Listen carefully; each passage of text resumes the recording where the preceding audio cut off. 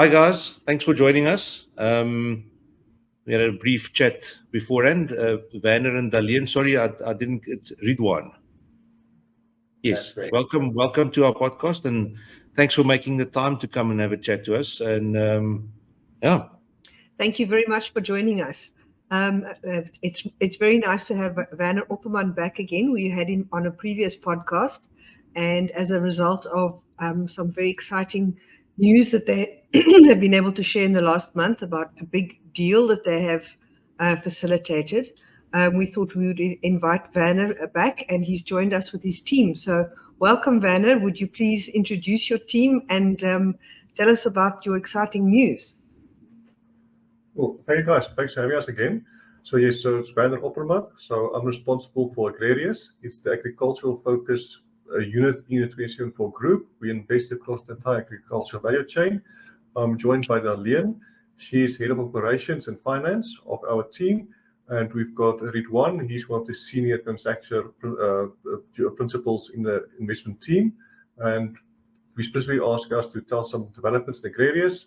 We've got actually 3 exciting developments. And the first one I presume you want to talk to about is our recent transaction regarding CAPESPAN, where we are funding 1 million apples shareholders to acquire the shareholding of CAPESPAN from Zeder. And that's been announced a week ago.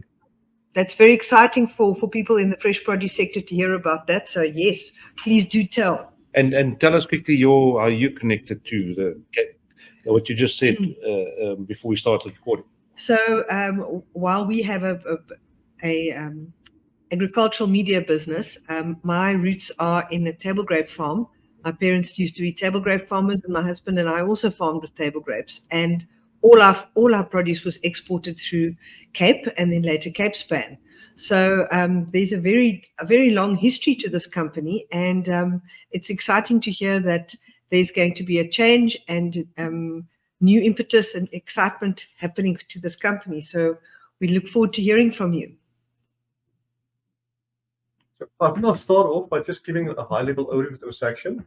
So what the incentive is, or the motivation of the transaction is, there are people operating in the agricultural industry. They own a lot of cultivars, so new cultivars. We told me about briefly. I think you guys will still interview them, but I've got some interesting pear cultivars. They've got some interesting pomegranate cultivars, and some interesting apple cultivars, both here in South Africa, as well as on test farms in Germany and in the UK. It's already in the UK market. So these entrepreneurs who are in the agricultural space are looking to expand their operations, and by pure chance of the testing also happening on the CAPESPAN farms. So they've been in negotiations with CAPESPAN and Zeder to acquire certain units of the CAPESPAN business, specifically call it the CAPESPAN traditional called the export unit, as well as some of the farms, mostly the table grape farms and the citrus farms, which they will be acquiring, and they will be renting the packhouse in Nepal, Nova Packhouse, and there will be an export agreement to export the palm fruit of the CAPESPAN group. So that's the essence of the transaction. So we are providing the funding for this entity or this group to acquire the shares in the CAPESPAN group. And just before the actual acquiring happens, the 2 divisions of CAPESPAN will not acquire the palm business, as well as the Nova Packhouse will just be spun out into a separate structure in Zeder. And that's in a nutshell the essence of the transaction. What it implies is, first of all, it's business as usual. Nothing will change in the CAPESPAN operations. It will continue as in the past. It's just a new shareholder. The shareholder brings up cultivars. The shareholder also, because the network in the industry, will help to the CAPESPAN group acquire more fruit, export more fruit, and using the cultivars to open up more markets. So it's a merger of equals, or joining of equals in the transaction. That's a nutshell of we're providing the funding by a new note issuance linked to the transaction. Okay. Interesting. So CAPESPAN itself was not sold. CAPESPAN was sold. The entire group was sold, right? So the CAPESPAN group, the share is owned by Zeder and management. So the entire 100% of the shares has now been acquired by a company, just the SPV we set up for a transaction called Three Sisters. So that will be acquiring all the 100% shareholding of CAPESPAN. That's been acquired. But the current CAPESPAN group has, for simplicity reasons, 3 divisions: a farming business, and export, the farming business, the export business, and the pack house. It's oversimplified, but that's 3. We are not buying the pack house. We will be leasing the pack house. So the pack house needs to be spun out of the group into Zero, so it remains in the Zero group. The farming business, we are acquiring some of the farms, not all the farms. So the phone farms we are not acquiring, that will be spun out back into the Zero group from the CAPESPAN group, and we will have an agreement with the Zero group to export the apples or the palm fruit for Zero via CAPESPAN. Okay. And CAPESPAN International, I know that they've got offices in... Everything else is being bought all over the world. It's part of the group that's being acquired. Well, congratulations for putting together such a big and complicated deal. That's quite something. Must have taken some... Yeah, the transaction's been going on for almost 2 years now. So it's been a long discussion process with multiple people involved. So not just the people on the table, but a sort of large team involved. So we just like the guys coming in the end to do the final stuff, make it work. Were you aware of anything of those kind of discussions? Yes, I have. I have heard. I had heard rumors and things that Zero was thinking of moving on. I did hear that in the wind, but I wasn't aware that things had been happening behind the scenes as much as they had. So well done. And something you shared with us about the nature of the deal, that it complies to Sharia law. We know very little about that, so it would be interesting if you could share something about that for us, please. Sure. So what we've done is we listed, as agrarians, we listed a 10 billion note program on a JSE the end of last year. We issued the first 500 million rand of bigger of bonds. It's like if you go to the bank, if you fix deposit, you give them bank money, they give you some return after a year's time. It's the exact same thing, just listed on a JSE. You can buy this instruments via a stockbroker account. So it's easy to access. Anyone with a stockbroker account can basically invest in these notes. So part of the program now, we will be issuing more notes. So at least probably 550 to 600 million rand of new notes will be issued, and which will be used to fund this transaction. And what we do is we issue it on a Sharia principle. So it's compliant with Sharia law. So all that basically means is we can't charge interest. We can't invest in certain industries. For example, alcohol is one example we can't invest in. And then it's very transparent. Everything must be open. Everyone knows what everyone is doing, and there must be certainty, and there must be some assets behind it. So this is actually, because of all the farms we are acquiring, this is quite an easy transaction to make Sharia compliant. So that's why we'll put into the agrarian note program, which is Sharia capital, which we'll then use to fund the transactions. That's how we get Sharia compliant. And what we're also doing is it's open to anyone to invest, not just Muslim investors. Funnily enough, most of our investors in the current program are not Muslim investors. It's traditional institutional funds and some large individuals.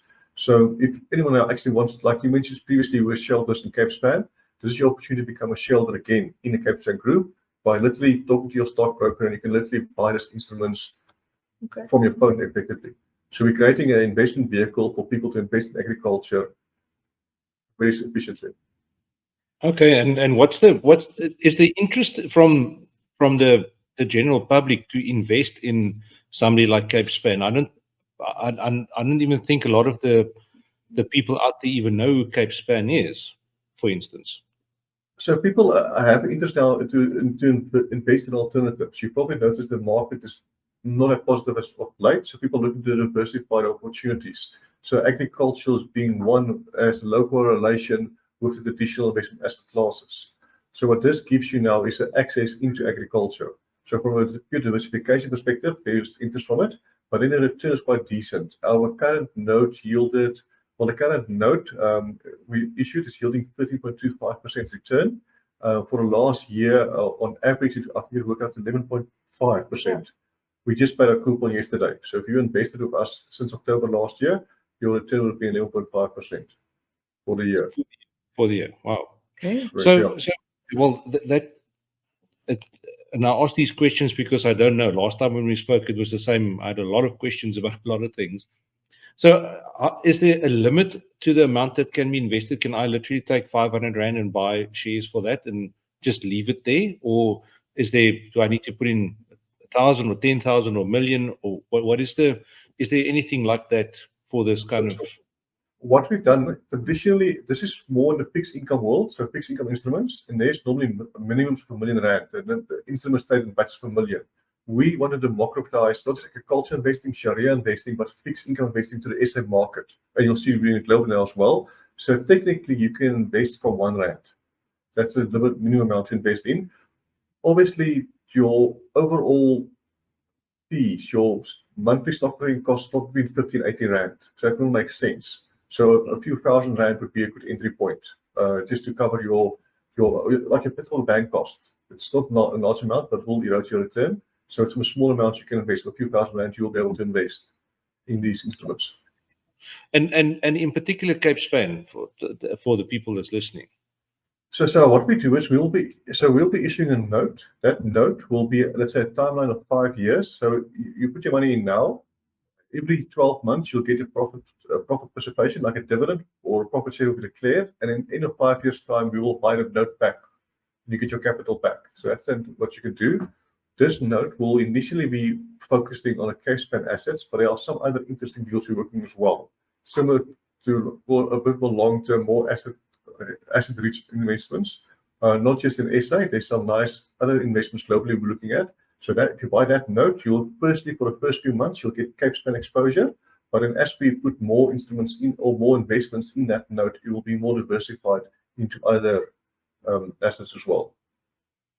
Interesting. Okay. So I mean, this CAPESPAN deal that you guys, that Agri has put together, I mean, that's quite a huge feather in your cap, that you've pulled this together. And obviously the agricultural sector is an unusual sector for people to be investing in or looking at. Are you working on anything else that you can share? Or, I don't know, just how's the future looking for you guys? So I was thinking it's a bit hard to tell. We're working on more things, but I obviously can't disclose, like the CAPESPAN transaction. We'll definitely, once it's announced, we'll talk to you again.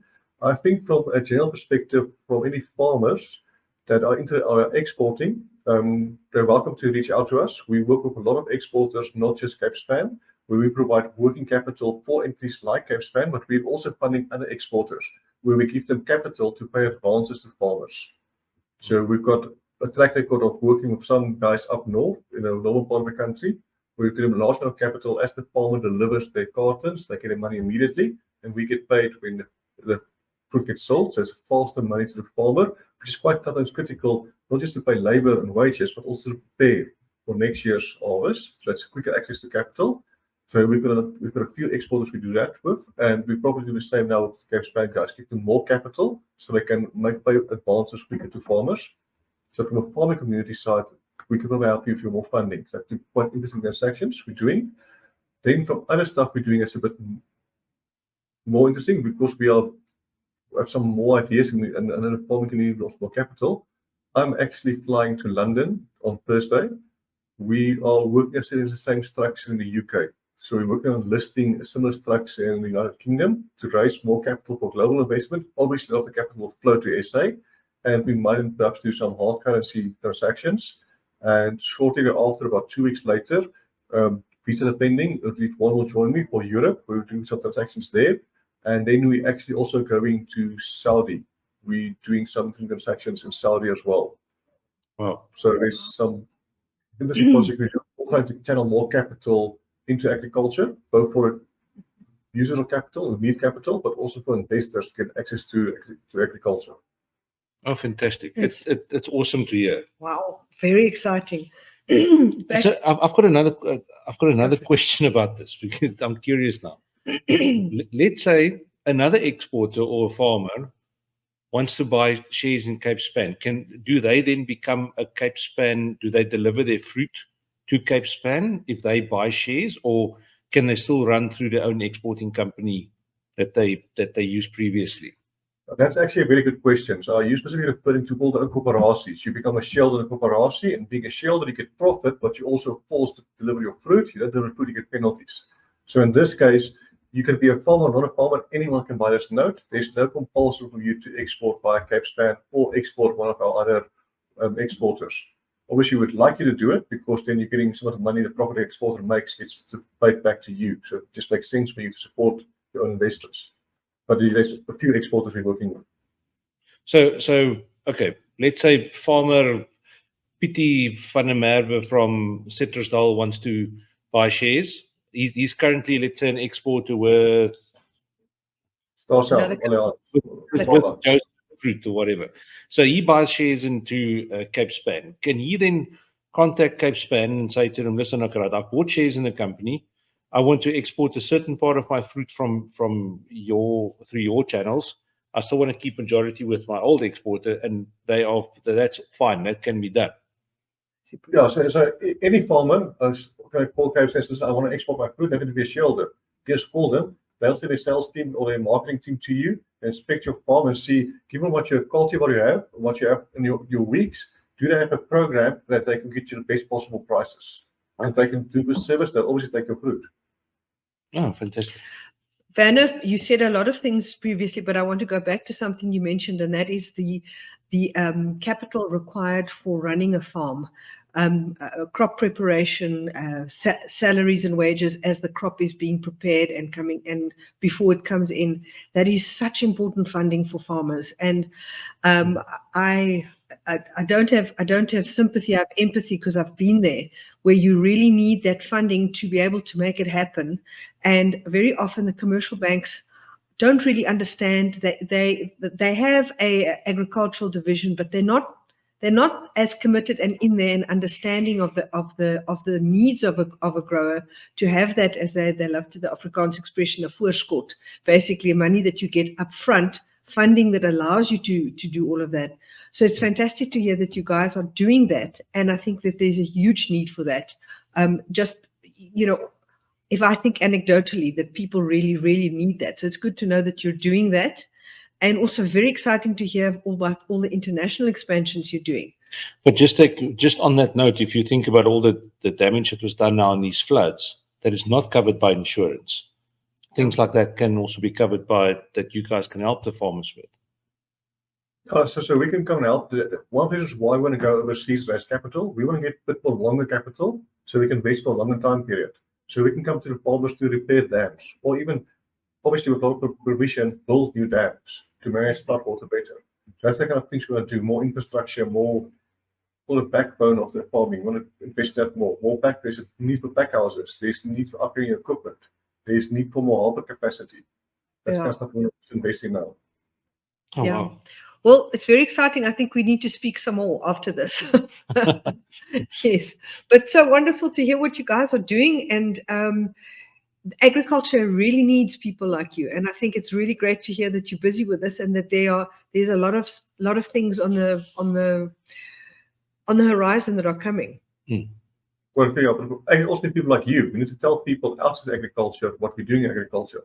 So you've also got to Yeah. Yeah. Well, it's these podcasts are always interesting to talk about it. So there's so many interesting things happening. Anything else that you can share with us that has recently happened, or that you can talk about that you think people that might listen to this could find interesting? I don't know if I mentioned it last time, but we are now funding most of the Louis Vuitton bags and the Hermes bags. That's a transaction from South African Ostrich leather. So if you buy an Ostrich leather bag anywhere in the world, there's almost like 100% chance that's leather from South Africa. It's leather obviously from more broadly, but it gets obviously from abattoirs, also skins. It gets transported to Citrusdal. Then it gets processed in Citrusdal. It gets graded, and then the top skins will be set aside. The buyers from Hermes or fancy bags will fly in. They will choose the skins. Even the first coloring happens here in SA. Then it gets exported to the factories. So some of these high fashion, exclusive luxury items actually starts here in SA. And we are funding it now for the last while now. Wow. That's something interesting. It sounds like we've got a lot to talk about. So okay, on that question is what makes South African ostrich leather so unique? Well, there's a few things make it unique. First of all, 90% of the ostrich industry is from South Africa. Yeah. So that's where industry leaders on it. But then it's actually a bit of a spy story. So you probably all know that ostrich feathers were in the heydays in the early part of the century. So, effectively, just by pure luck, you had the Jewish community were persecuted in Eastern Europe. They fled all over the world. Some of them ended up in South Africa, and some of them ended up in the Oostwood region. And they had a network to sell products all over the world because they were scattered all over the globe. At the same time, there was a demand for feathers. Feathers were mostly acquired by hunting ostriches and wild birds and collecting the feathers that way. So that was the supply. Afrikaners, being hard-headed, were the first people to domesticate ostriches and be able to breed ostriches. So by just having the hard Afrikaners and a Jewish network, global network, put together, we started the industry of ostriches and we could supply on a global level. Then what happened was we wanted to try and find the best possible ostrich genetics. So we ended up finding some of the best flocks in Nigeria, dry part of Nigeria. So our government, or at that time, all the farmers got together and they actually went and bought some of those birds. But I had to smuggle the birds out of Nigeria back to South Africa while there were some American guys also interested. So we had to smuggle the birds into SA. So now that birds became the genetic material for us. So we've got a genetic superior bird that produces better feathers in the industry. That's why we get a dominating part of it. And unfortunately, the feathers bubble collapsed. The main reason was the First World War and the Depression era came through, but it was automobiles because people couldn't drive in the back of cars with your fancy feathers till blown away. So it was the bit of the first haven for the industry. But we had a genetic material, and from that place onward, we could build on it and grow on it. So that's why we are the leaders in the ostrich industry on a global scale. That's where it came from. What an incredible story. Wow. But now what we're doing is the farmers are specializing now to optimize the birds further. So now your good leather starts at the chicken being hatched. So if the chicken hatch and that chick jumps on its back, it scratches it. That scratch comes to the leather. And that would mean that leather is no longer top class. So it's literally managing the entire thing. So the birds must be treated perfectly their entire life. Okay. So that's why we got an edge now to get the best possible quality leather. See, that is something that's so interesting because I don't think anybody knows that, apart from people in the ostrich industry. Correct. And it's management skill set because you'll find that top farmers are able to produce the top leather. So it's down to farm practices that can be learned and knowledge transfer. And does the same farmers also produce ostriches for meat? Because obviously there's meat under the skin that must be consumed. Correct, yeah. So what we do is now we like it. Our fund is the impact fund, the sustainability driven fund. So what we're doing is we're funding ostriches basically from a couple of weeks before mature birds. So first of all, the feathers get harvested twice a year. So we're funding the feather harvesting cycle. So we're providing the capital to buy the feathers, clean it, salt it, and export it. So that's what the first angle we're involved in. Then we're involved in the last cycle of the ostriches, where the abattoirs will go and buy the birds. So we provide the capital to buy the birds by the farm immediately. Then the ostriches get slaughtered. So then you take the leather, it goes to the tannery, it gets processed, and it gets eventually goes to high quality bags. It goes to local consumption, but also gets exported to Mexico to make cowboy boots for the American market, and then all other leather shoes on global scale. Then the leather, also the meat, we get processed into cuts. So you can buy it at Woolworths, you can buy it at Food Lovers. So it's actually a packaging app stage, just the branding changes. A large amount also gets exported all over the world, so it's earning currency for us. And then what they do is the offcuts. There's also a small offcuts. It's packaged into pet treats. It's dried like a biltong. They add some beetroot and really high quality organic stuff. Also gets exported to Germany. And actually, you're getting plus minus 170 rand a kilogram for ostrich fillet for human consumption. You get about 300 rand a kilogram for your pet treats in Germany. So that's from the offcuts. So everything gets used. The bones get also used for pet treats. And then as mentioned, the feathers also get processed. So there's almost no waste in the entire cycle. So it's a very efficient one. And also because ostriches are natural to the environment, their carbon footprint is something like 5 kilograms of carbon footprint per animal compared to like 80 or 90 for your kilograms for your other animal, for your other red meats. So it's a very sustainable solution. But on that notice, you can have less ostriches on a piece of land than what you can have sheep or cattle, because they are quite heavy on the Correct. vegetation. Yes. Correct. Yeah. Exactly. But what we do now is we work with the guys to start also feeding, feeding spoke feed for ostriches. So now we will fund farmers to produce and create feed in the area. So it's less transport happening, so it's more carbon efficient as well. So then you can feed it as well. But yeah, ostriches can be quite heavy on the land. But still, yeah, correct. So if you look at it, if whoever's listening to this see an ostrich walking in the veld or on one of these farms, how many different products come from that single animal? I've got no idea. It's loads. We looked at it, but it's quite a lot. We looked at a labor component, and it's significant labor being produced, all different levels, and it's not just skilled labor across the board. That's quite important. I think key driver. But product-wise, it's a few. It's quite a multiple little products.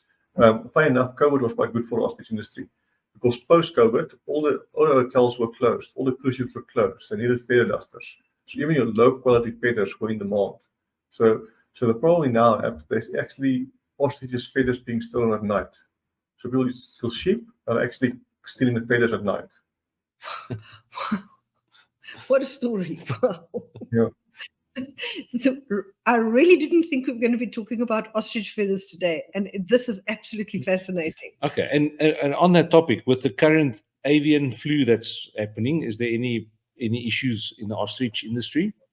Right. So the ostrich industry, well, quite as you probably know in the media, in the last 22 decades, they were almost devastated from bird flu outbreaks.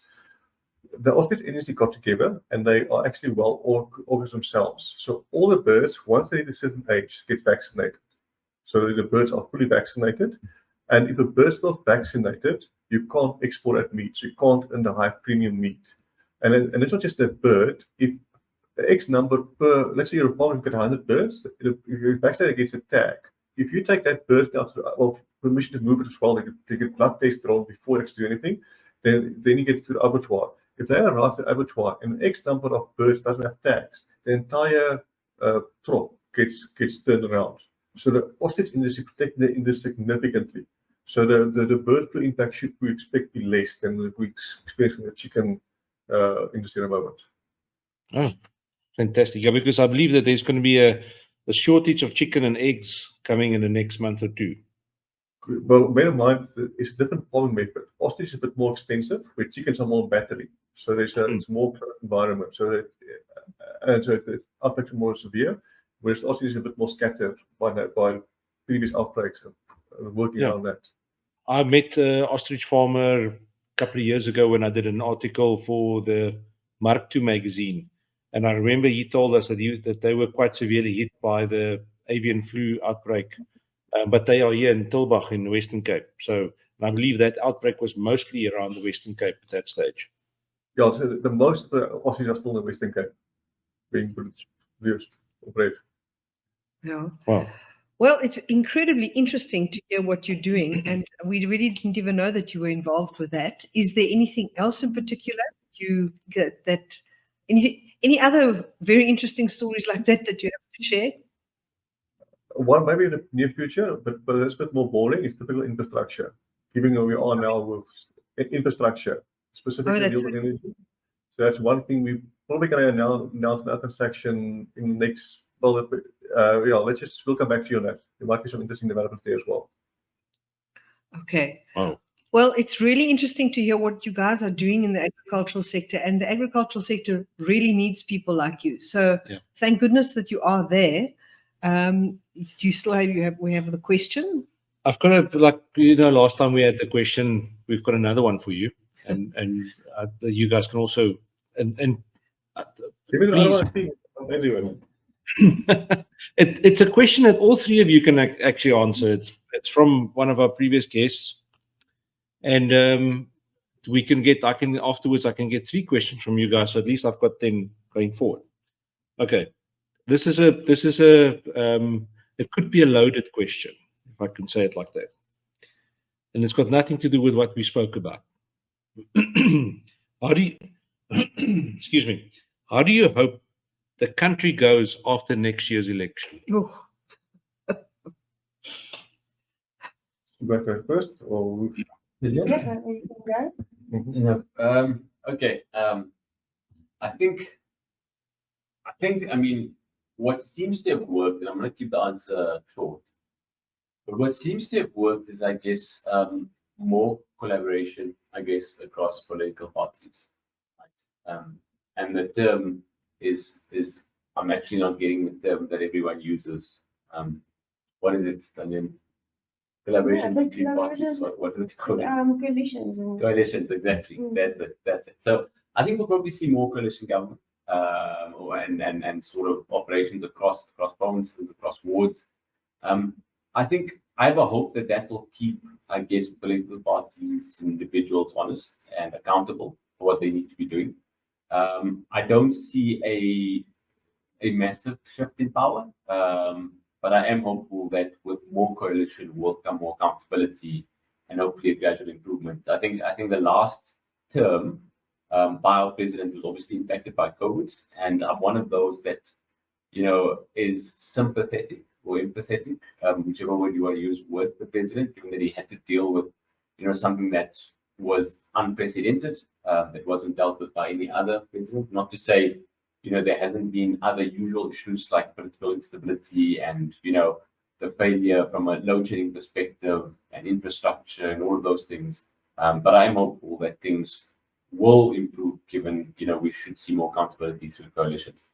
I think that's probably my bit. Yeah. Yeah, that's. I think it's I want to add to it. So 2024 was vocal, and we engage with government open and frank. So we've given our feedback at high-level meetings where we think they can improve. We obviously provide closed doors, but it's openness and frankness from government. They know their shortcomings, and they are at some divisions trying to improve it. What post the elections, what I'm pretty hopeful. I expect what's going to happen is there's not going to be a clear majority. So as one mentioned, it's going to be coalitions. But the good thing with no clear majority is the politicians will fight with each other and keep each other busy. They'll stay out of the way of business so that business can fix the country. And that's already happening. So there's a lot of collaboration between different businesses and cultures with the blessing of government to get involved and fix the issues we have. Be it from an exporting side for the harbors, there's initiative happening there. Being the logistics sides, there's initiative for business doing it with the blessing of government now. So yes, it's not going to be a quick fix, but there is some light in the end of the tunnel, which we are still positive with. It's still worthwhile spending time in SA and when preparing raise capital internationally for the SA market to invest here. Interesting. Yes. Fantastic. And we all hope things will look better after the elections. So, but thank you for your very honest answer. Yes. And for the interesting things that we've chatted about. So very interesting. Thank you so much for your time. I think we can call this a wrap, and then just hang around. Don't log off yet. I just want to chat to you guys about something else afterwards. But thank you. Okay. Cool. Thank you. Thank you. Thanks, guys. Next time.